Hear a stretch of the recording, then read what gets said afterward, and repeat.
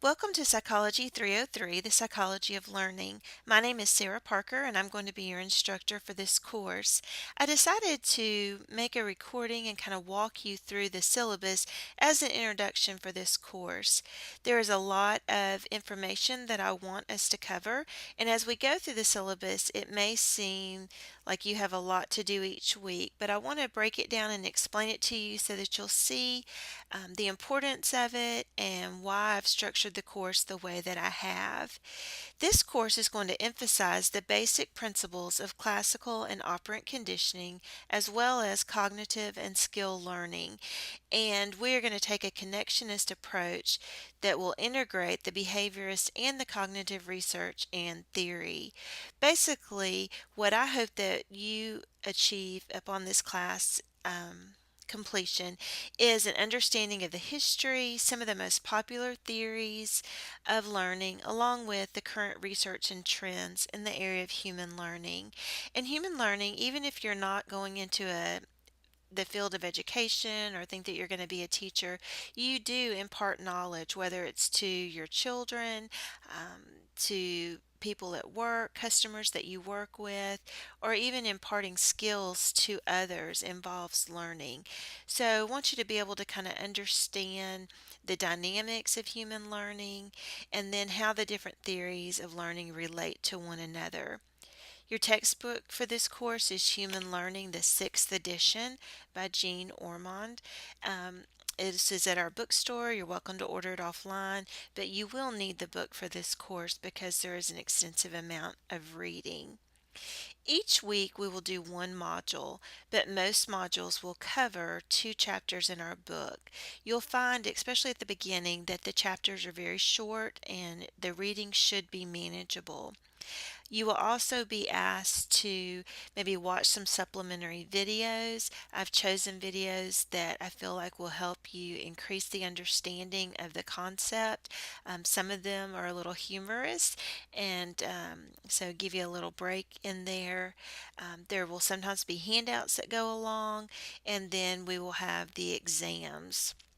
Please make sure that you're familiar with using MyUM before you start the course, but if you have any questions along the way, don't hesitate to shoot me an email or shoot me a text, and I'll get right back to you and try to get you help with that.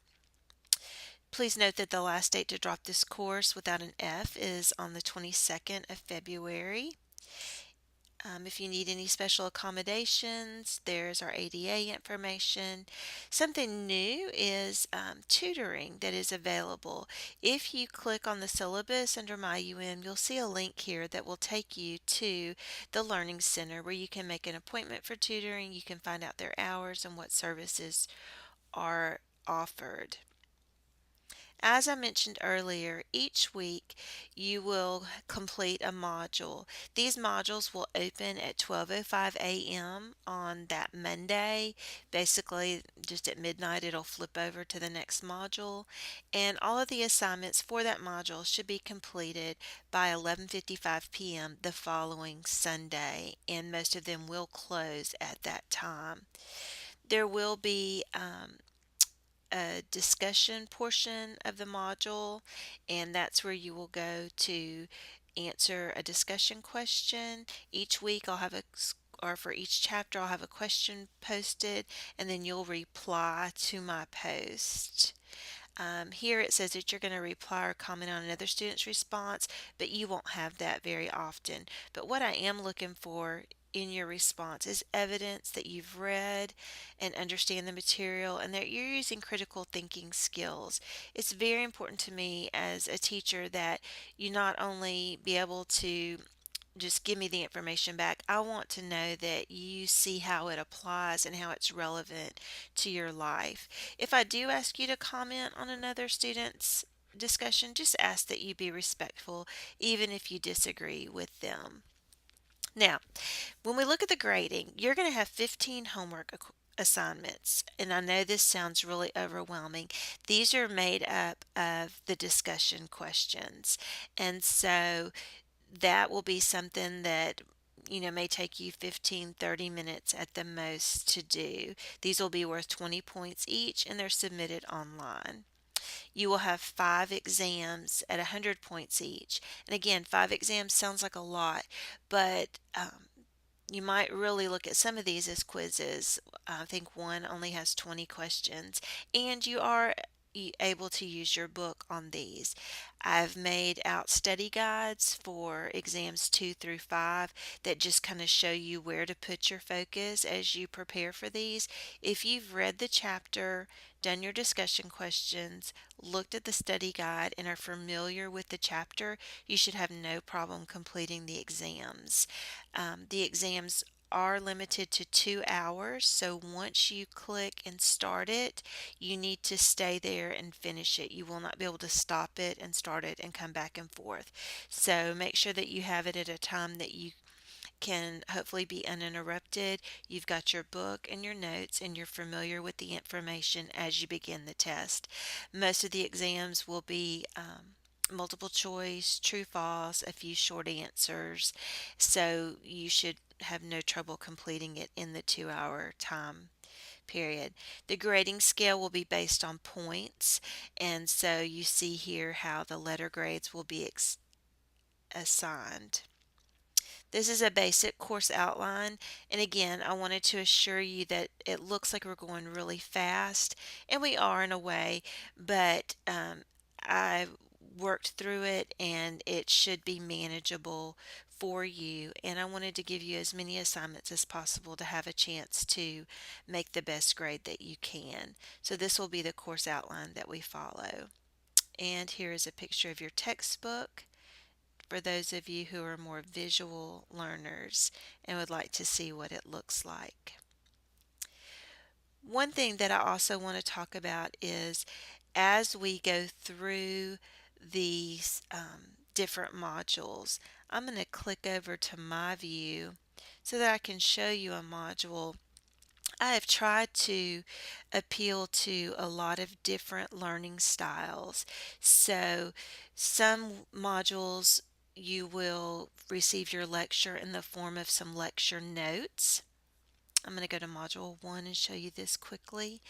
And what we've done in Module 1, you'll see each week you have a checklist, and it will lead you through what you need to do to make sure that you have successfully completed that module. I would encourage you to look at that as you begin that week, and then at the end before you finish, go through and make sure that you've checked off everything. For those of you who are visual learners, for chapter 1, the lecture is done in terms of notes, where I have highlighted things that I think you need to focus on. This is what you might highlight in your book as you're going through the readings. Then I've included a video that just goes into a little more depth on some things. And then for chapter 2, same thing. We've got our lecture notes, got a fun little right brain, left brain quiz for you for those of you who enjoy that.